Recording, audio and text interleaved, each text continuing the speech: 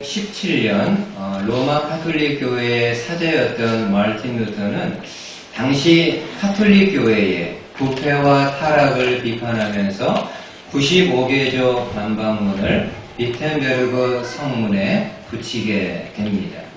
그리고 이를 시작으로 종교개혁의 불길이 각지에서 일어나게 됩니다.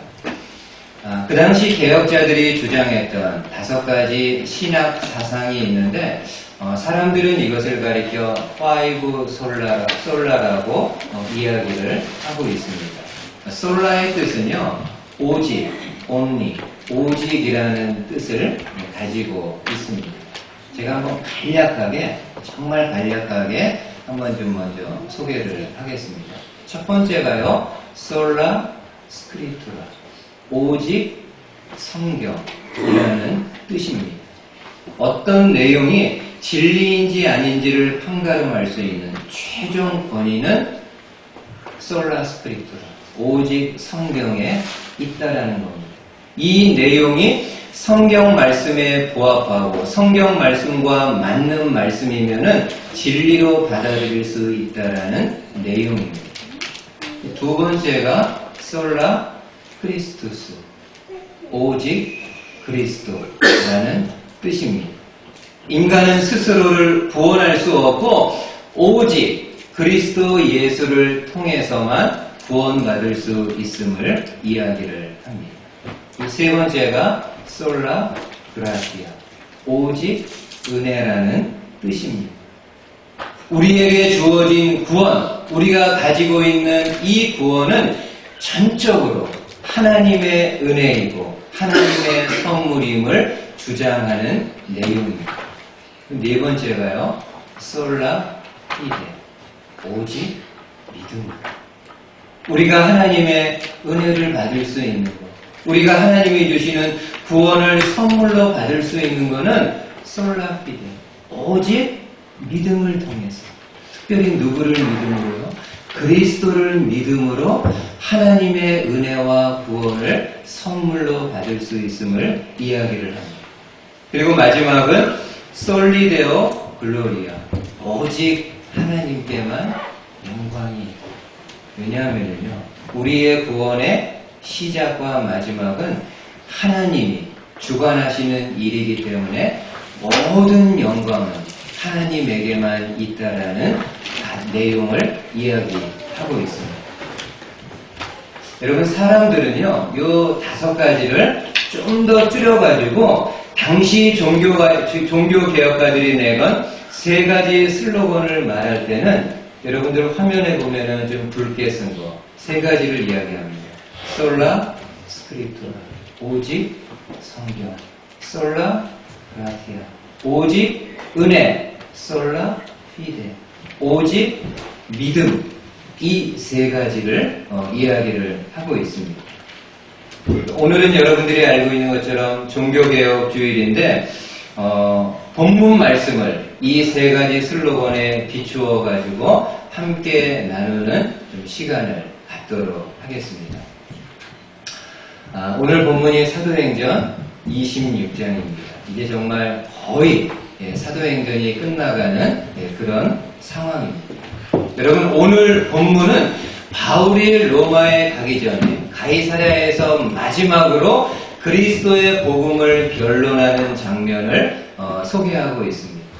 특별히 바울은 누구 앞에서 복음을 변론하는가 하면은 아그리파 왕, 로마 총독, 고위층에 있는 사람들을 앞에 두고 본인과 그리스도에 대한 복음에 대한 변론을 하게 됩니다.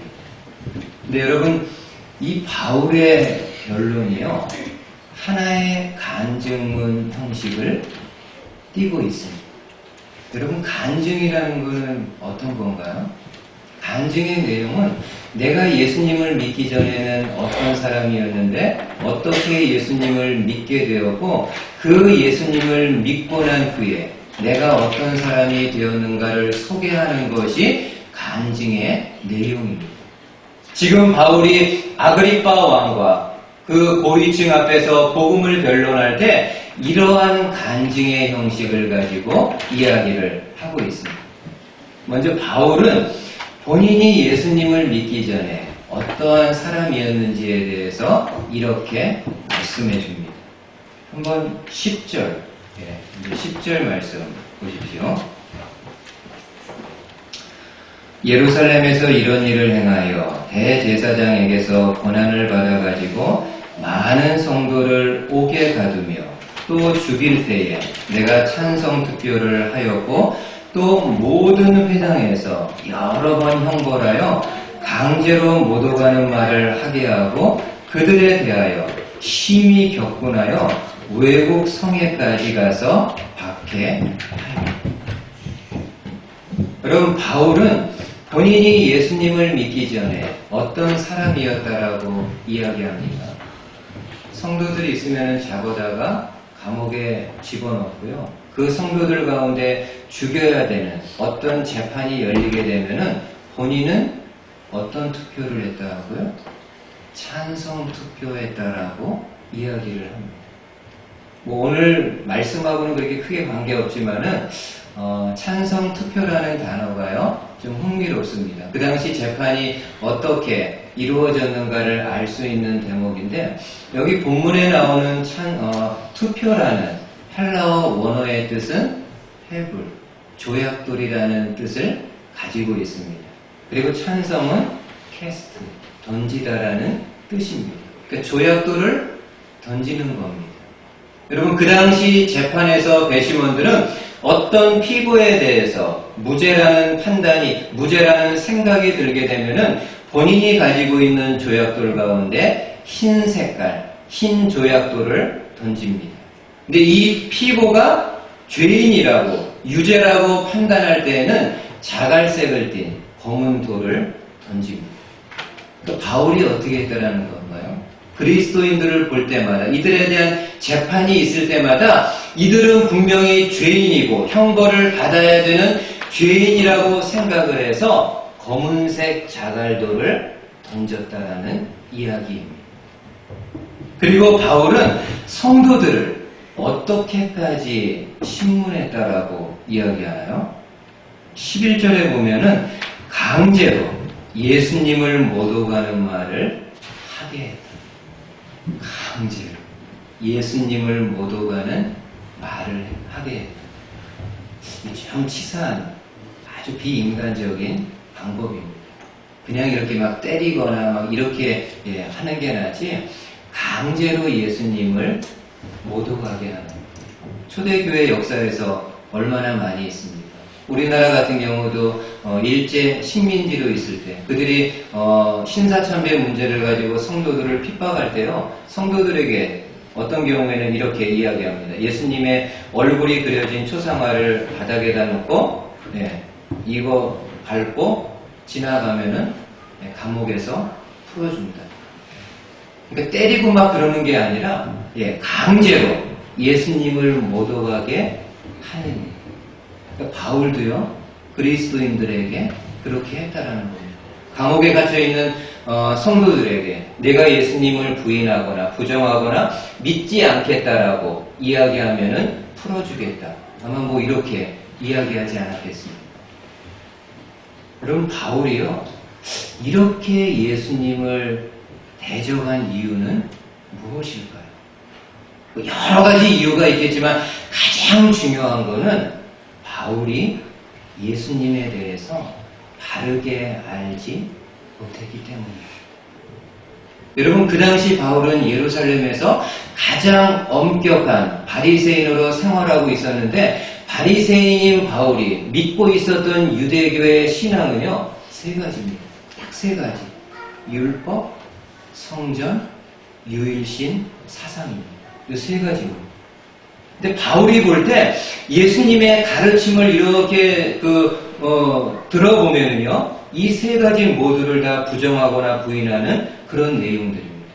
평소 예수님은 사람들에게 바리새인들의 가르침에 대해서 아주 냉철하게 비판합니다. 바리새인들의 가르침을 많이 배겨갑니다. 그리고 성전에 대해서는 어떤 말을 하나요? 너희가 이 예루살렘 성전을 허물어라. 그러면 내가 3일 만에 다시 짓겠다. 마치 성전을 못 오가는 듯한 발언을 하십니다. 그 내용은 전혀 그런 의미가 아닙니다. 그리고 예수님 또 뭐라고 말씀하시나요? 하나님 아버지와 나는 하나라고 하면서 당신 자신을 사람들을 향해서 하나님이라고 말씀합니다. 뭐 유대인들이 볼 때는 하나님을 참남케 하는 그런 일이죠. 그리고 바리새인인 바울이 볼 때 이러한 예수님은, 그리고 예수님을 믿는 성도들은 정말 천하에서 있어서는 안 될 사람들. 율법을 부정하고 성전을 못 오가고 하나님을 못 오가는 이러한 사람들은 이 세상에서는 있어서는 안 될 사람으로 생각을 하게 됩니다. 이건 정말 오해죠. 바울이 예수님에 대해서 바르게 알지 못했기 때문에 생겨난 오해예요. 여러분, 종교개혁이요, 일어나게 된 가장 큰 근본적인 이유 중에 하나는 당시 로마 가톨릭 교회가 사람들에게 가르치는데 비성경적인 내용과 신앙을 가르치고 있습니다. 그래서 종교개혁은 이러한 가톨릭 교회의 잘못된 가르침에 대한 프로테스탄트, 저항하는 운동이고 바로 잡기 위한 운동입니다. 근데 무엇을 통해서 바로 잡습니까? 솔라 스크립트, 성경을 통해서 바로 잡습니다. 하나님의 말씀에 기록된 내용이 있는데 이 내용에 맞지 않는 부분들은 본인들이 진리로 받을 수 없다라는 겁니다. 아무리 로마 가톨릭이 엄중하게 이것을 지키라고 가르치고 이야기한다 할지라도 솔라 스크립투라, 오직 성경에 기록되지 않은 내용이라고 한다면은 우리가 하나밖에 없는 생명을 내걸고 지킬 수 없다라는 주장입니다.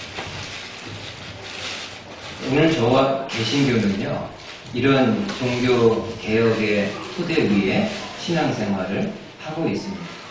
그러기에 저와 여러분들에게서 신앙생활에 있어서 제일 중요한 거는요, 하나님의 말씀입니다. 이 말씀을 통해서 진리가 어떤 것인가를 우리가 분별할 수 있고 진리인 것을 이 성경을 통해서 우리가 믿을 수 있습니다. 그래서 여러분, 늘 하는 얘기지만은요, 저와 여러분들이 부지런히 하나님의 말씀을 배워야 합니다. 부지런히 하나님의 말씀을 알아서 우리 주변에 많은 이단들, 우리를 유혹하는 많은 이론들이 있는데 그러한 내용들에 대해서 하나님의 말씀을 통해서 걸러낼 수 있는 그런 능력이 있어야 됩니다. 종교개혁가 칼빈은 뭐라고 이야기합니까? 말씀이 가라고 하면 가고, 말씀이 서라고 하면 선다. 이것이 우리의 신앙입니다. 말씀이 가라고 하면 나는 가기 싫지만 그래도 말씀이 가라고 하면 가고, 말씀이 서라고 하면, 하지 말라고 하면은 나는 하고 싶고 해야 돈이 되고 해야 어떤 유익이 있는데도 불구하고 말씀이 하지 말라고 하면 안 해요. 이것이 우리의 신앙이라고 고백을 합니다. 바라기는 저와 여러분들도 이러한 말씀에 기초한 신앙생활 할 수 있는 저와 여러분들 되실 수 있기를 주님의 말씀으로 축복을 드리겠습니다. 두 번째로 바울은 자신이 어떻게 예수님을 믿게 되었는지를 소개하면서 다메섹 사건을 이야기합니다. 여러분, 다메섹 사건은 아시는 것처럼 바울의 인생에 있어서 가장 중요한 사건입니다. 바울의 삶의 근간을 흔들어버린 사건입니다. 특별히 사도행전에는 이 다메섹 사건이 3번 언급이 되어지는데 오늘 본문에는요, 다른 곳에서 이야기하지 않는 그 다메섹에서 일어났던 말씀들이 나오기 때문에 다른 곳에 비해서 좀 의미 있는 말씀이 됩니다. 그 중에 한번 14절 말씀 보십시오. 14절에 우리가 다 땅에 엎드러짐에 내가 소리를 들으니 히브리 말로 이르되 사울아 사울아 내가 어찌하여 나를 박해하느냐 가시채를 뒷발질하기가 내게 고생이다. 우리가 아는 대로 이 당시 바울은 다메섹에 그리스도인들이 있다라는 소식을 접하고 그 그리스도인들을 잡아서 감옥에 넣기 위해 갑니다. 근데 다메섹으로 가는 도중에 강렬한 빛을 만나게 되고 그 빛 가운데서 부활하신 예수 그리스도를 만나고 그 주님의 음성을 듣습니다. 어떤 음성인가요? 사울아 사울아 내가 어찌하여 나를 박해하느냐. 사울아 사울아 내가 어찌하여 나를 이렇게 힘들게 하냐. 나를 이렇게 핍박하냐. 그리고 그 다음의 말씀은요, 오늘 본문에만 나오는 말씀. 어떤 건가요? 가시채를 뒷발질하기가 내게 고생이다. 가시채를 뒷발질하기가 내게 고생이다. 이게 무슨 말일까요? 여러분, 그 당시 팔레스틴에서 사람들이 소나 나귀를 부릴 때요, 그 짐승의 엉덩이 부분에 끝이 날카로운 쇠붙이를 박은 막대기를 매다는데 그게 바로 가시채라고 합니다. 그러니까 짐승의 뒤에 있는 이 가시채가 이렇게 움직이면 스윙을 해가지고 그 짐승의 발 뒤꿈치를 날카로운 게 이렇게 이제 찌르는 겁니다. 그러다 보면은 짐승이 그냥 앞으로 막 갈 수밖에 없는, 열심히 일할 수밖에 없는 그런 상황이 되는 겁니다. 근데 만약에 소나 나귀가 그 짐승이 본인 뒤에 있는 가시채가 귀찮고 자기를 힘들게 하기 때문에 뒷발로 이렇게 막 뒷발질하게 되면은 어떨까요? 이게 더 스윙폭이 커지면서요, 더 심하게 본인의 뒤꿈치를 찌르게 됩니다. 주님은 지금 이 비유를 통해서 바울이 자신을 박해하는 것은 정말 무의미한 일임을 이야기를 합니다. 내가 나를 이렇게 힘들게 박해하고 핍박하는데 그 모든 일들이 오히려 너의 몸과 마음에 아픔이 될 뿐이라고 이야기를 합니다. 그리고 본문은 주님이 바울에게 하셨던 말씀을요, 조금 더 소개하는데 16절에 보게 되면은 주님이 다메섹에서 바울을 만난 이유는 무엇인가를 이렇게 소개합니다. 16절 한 번 더 보세요. 일어나 너의 발로 서라. 내가 내게 나타난 것은 곧 내가 나를 본 일과 장차 내가 내게 나타날 일에 너로 종과 증인을 삼으려 함이니 이스라엘과 이방인들에게서 내가 너를 구원하여 그들에게 보내. 여러분, 지금 주님이 다메섹에서 바울을 만난 이유는 무엇인가요? 궁극적으로는 바울을 이방인의 사도로 삼아 이방인들에게 보내기 위함입니다. 근데 그 전에요, 어떤 일을 위해서라고 말씀합니까? 17절 중간에요, 내가 너를 구원하라. 지금 주님이 다메섹에서 이 바울을 만나신 이유는 나중에 바울을 이방인의 사도 삼아서 이방인들에게 보내기 위함도 있지만은 가장 먼저는요, 내가 너를 구원하기 위함이라. 그럼 여러분 한번 생각해 보세요. 이 당시 한번 바울 입장을 여러분 생각해 보십시오. 여러분, 지금 바울은 다메섹에서 예수님을 만나 구원을 받았는데 바울 입장에서 본인이 구원받을 수 있는 위에서 한 일이 있나요? 전혀 없습니다.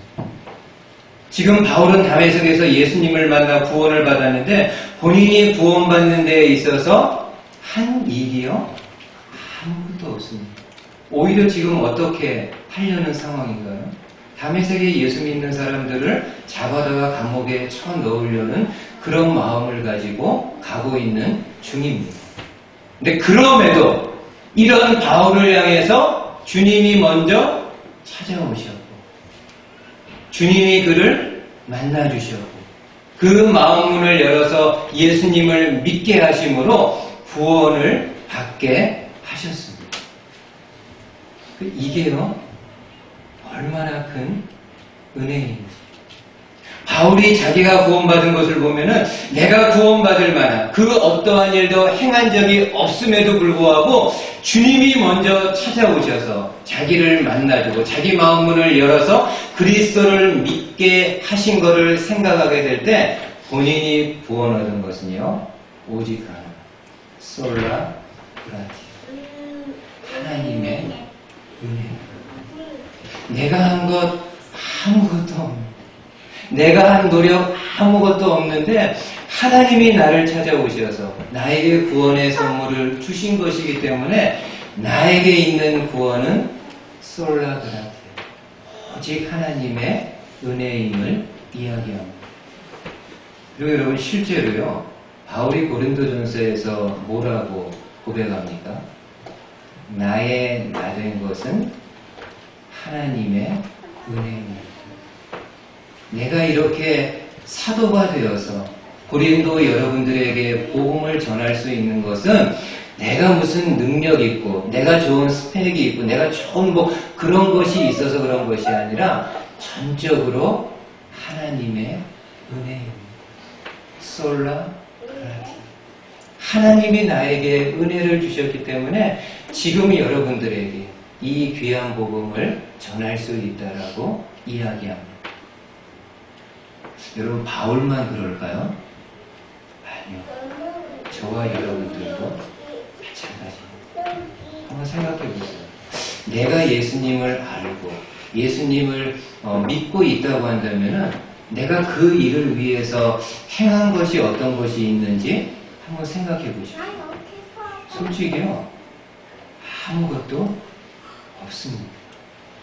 전적으로 하나님이 먼저 찾아오셔서 나에게 말씀해 주셨고 내 마음문을 열어주시고 내 생각들을 열어주시고 나에게 믿음을 주셔서 그 예수님을 믿음으로 고백하고 믿을 수 있도록 만들어 주셨습니다.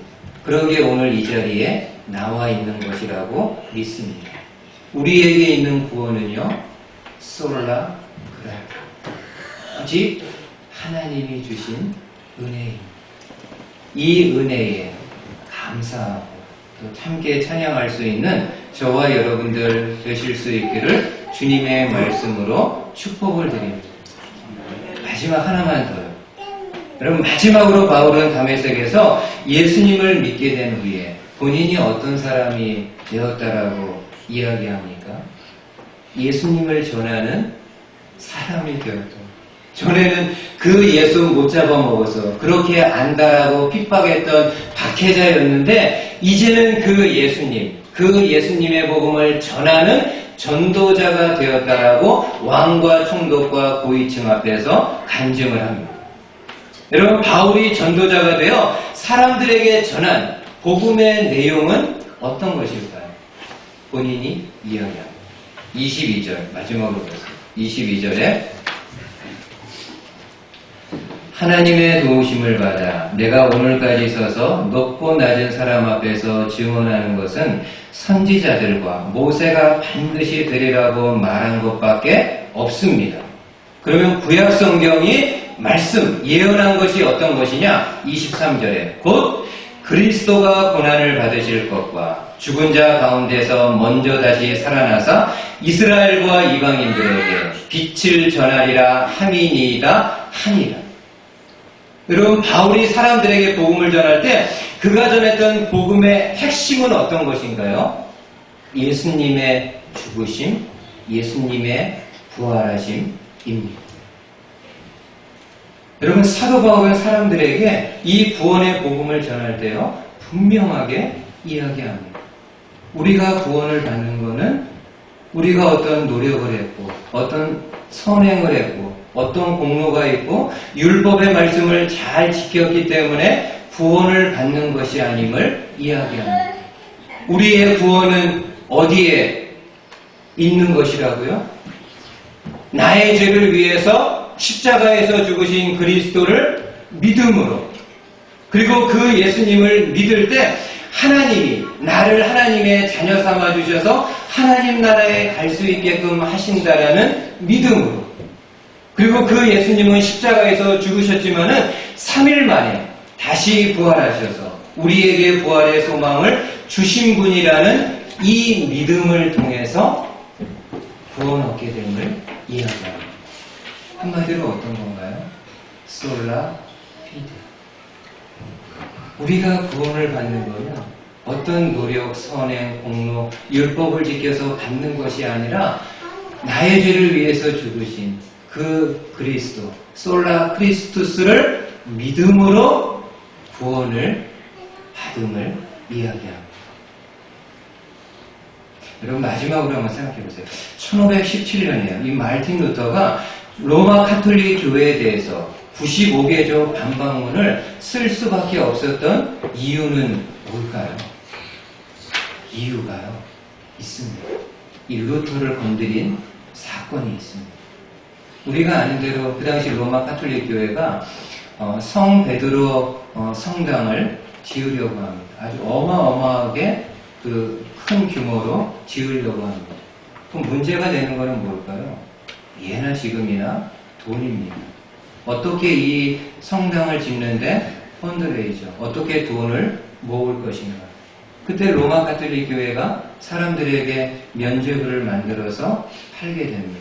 그러면서 사람들에게는 뭐라고 가르치나요? 이 면죄부를 돈으로 사면은 연옥에 있는 기간이 단축되면서 면죄부를 삼과 동시에 너희들은 구원을 받는다. 무지한 백성들, 아무것도 모르는 백성들은 교회가 가르치는 것에 따라가지고 그나마 헉헉대면서 없는 가운데 살아가는 백성들인데도 구원을 받을 수 있다고 하니까 돈들을 긁어 모아가지고요, 이 면죄부를 삽니다. 그리고 본인들은 구원받은 것으로 믿고 생활합니다. 루터가 누구라고 그랬나요? 그 로마 카톨릭 교회 사제이고 신학생들을 가르치는 신학교의 교수입니다. 사제이고 신학교의 교수의 신앙적인 양심으로 더 이상 견딜 수가 없는 겁니다. 돈으로 하나님의 구원을 산다? 성경 어디에도 없는 내용을 가지고 가르치는 로마 카톨릭을 향해 가지고요, 이 루터가 반기를 들게 됩니다. 우리가 구원 얻는 것은 어떤 노력, 돈으로 사거나 노력이나 선행 이런 것이 아니라 솔라 피데, 오직 믿음. 예수님을, 나의 죄를 위해서 죽으신 예수님을 진정성 있게 이 마음으로 진짜 믿는 사람에게 하나님의 구원이 임하게 됨을 강력하게 선포하게 됩니다. 오늘 이 개혁자들의 음성이 저와 여러분들의 마음 가운데도 함께 들려져서 믿음이 있는 분들은 더 믿음을 견고하게 하시고, 혹시 믿음이 없는 분들이 계시다고 한다면 오늘 한번 이 말씀 생각하면서 내 인생에 있어서 정말 중요한 것, 정말 가치 있게 삼고 살아야 되는 것이 무엇인가를 좀 진지하게 좀 돌아볼 수 있는 그런 시간 되실 수 있기를 주님의 말씀으로 축복을 드리겠습니다. 아멘. 우리 이제 성찬을 같이 나누게 될 텐데